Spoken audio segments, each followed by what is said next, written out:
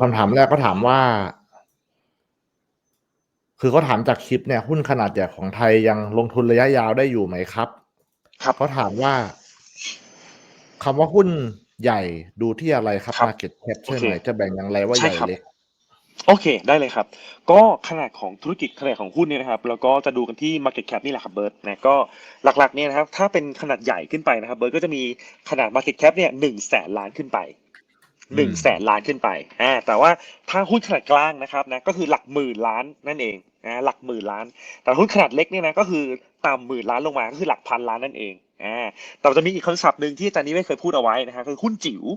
มีทั้งหมด4ไซส์ด้วยกันนะหุ้นใหญ่คือเกินแสนล้านนะครับหุ้นกลางเนี่ยคือหลักหมื่นล้านนะครับหุ้นเล็กเนี่ยคือหลักพันล้านส่วนหุ้นจิ๋วอย่างที่อาจารย์นิเวศเคยพูดไว้ก็คือหุ้นหลักต่ำพันล้านหลักร้อยล้าน